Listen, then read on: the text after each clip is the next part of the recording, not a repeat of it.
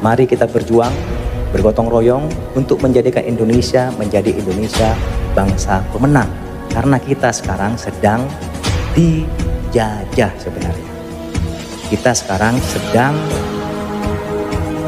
ada pihak-pihak yang punya kepentingan. Kalau kita tidak bisa menjaga itu semua, nggak bisa mengantisipasi, Indonesia akan menjadi negara yang kalah. Tinggal nama. Dan akhirnya NKRI Pak harus harga mati. Itu tidak boleh ditawar-tawar.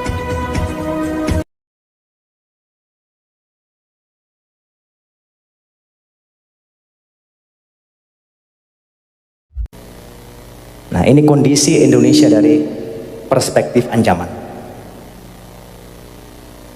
Nah, ini Pak, negara-negara tetangga kita itu jangan dianggap remeh. Mereka punya backing semua Pak.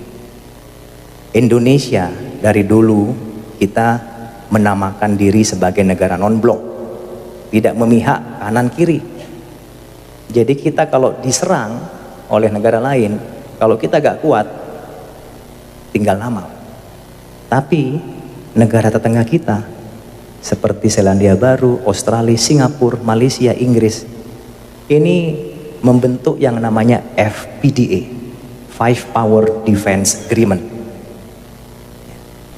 Jadi organisasi ini adalah organisasi persemakmuran Inggris Raya.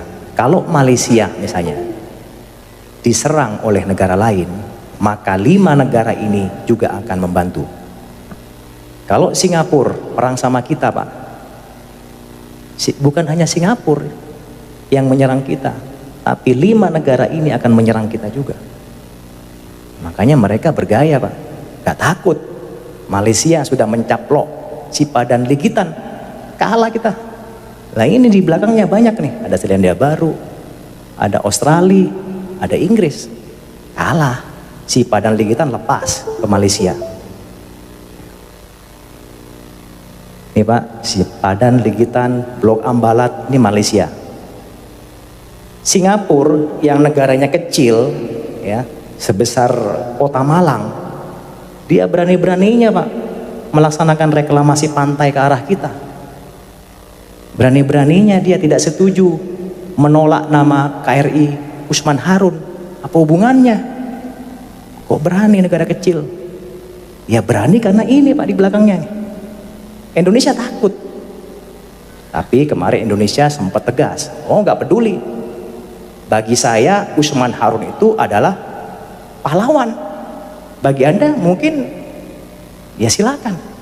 Pemberontak kami gak ada urusan. Tapi bagi kami Usman Harun adalah pahlawan. Nah, itu hebat.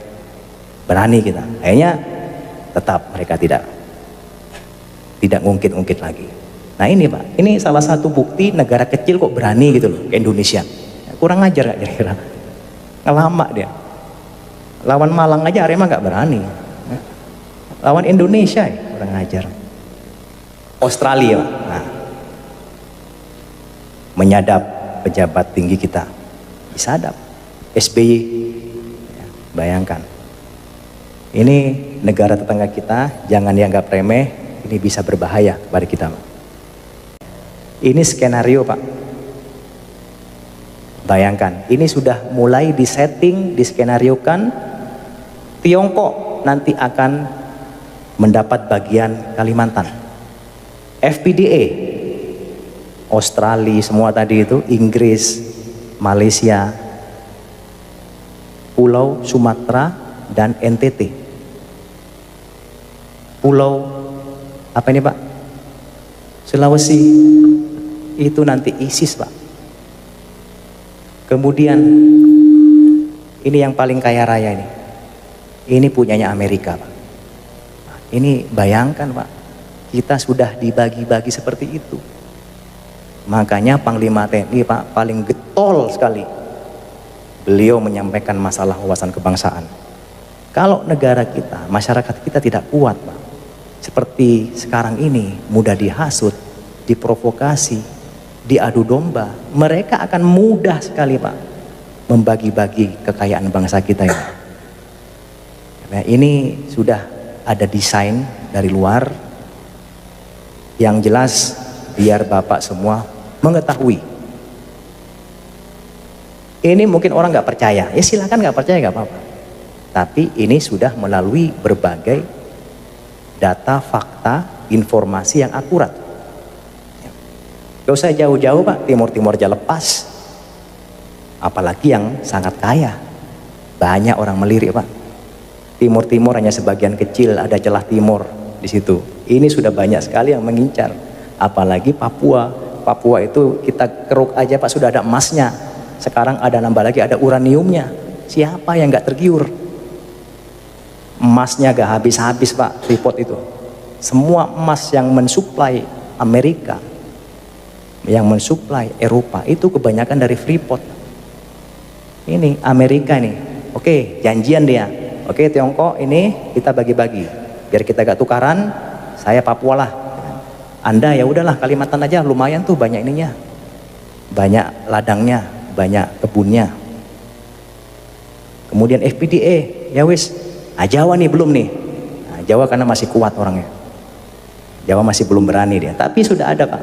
Mungkin Jawa nanti jadi negara sendiri, mungkin mereka diambil oleh Amerika, karena kan Jawa ya mungkin negara Jawa nanti. Tapi kita Pak, kita harus berdoa semua agar supaya ini tidak terjadi Pak. Bagaimana caranya Pak? Kalau nggak kita antisipasi, kita tinggal nunggu bom waktu aja Pak. Ya, di end habis sudah tinggal nama seperti Sriwijaya dan Majapahit. Saya tanya Pak di sini, apakah Bapak menjamin 10-20 tahun ke depan Indonesia masih utuh? Menjamin nggak? Nggak ada yang menjamin Pak. Apakah NKRI masih utuh? Nggak ada yang menjamin. Wong Timur-Timur lepas, sudah bukan NKRI lagi, itu kurang satu dah. Nanti lepas-lepas semua tinggal negara Jawa. Ya udah, kita aja di sinilah. Ya kan? Ini Pak. Kalau gak diantisipasi dengan baik, bisa terjadi Pak. Tidak ada yang tidak mungkin.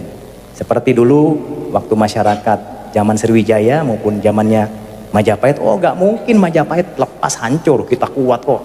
Negara asing gak mungkin berani ke sini. Kita punya pasukan, bala tentara yang sangat hebat. Gak ada yang menyangka.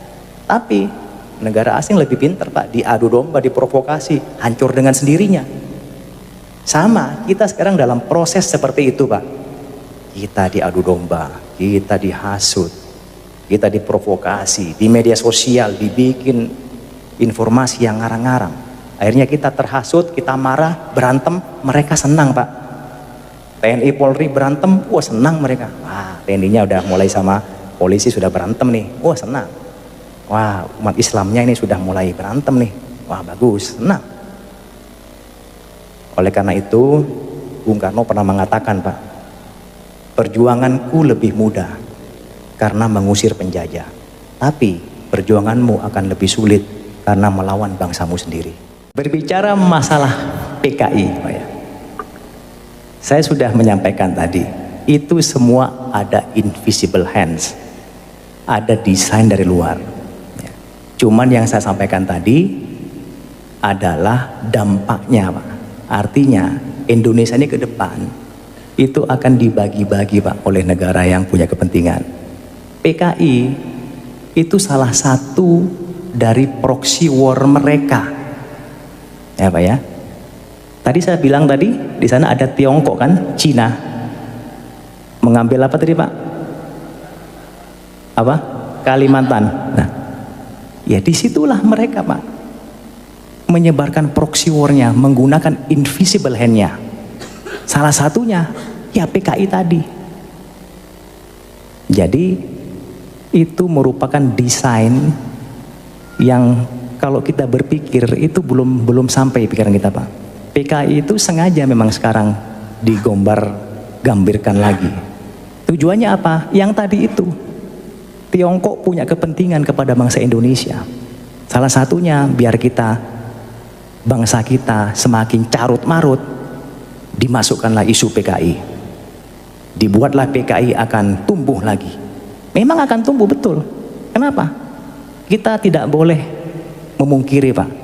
Orang-orang yang berjiwa komunis itu sudah masuk ke kalangan kita, masuk di pemerintahan, di DPRD, ya, bahkan di ulama, mungkin juga di TNI Polri sudah ada, Pak. Cuman kita gak usah lah, ini kan saudara kita semua.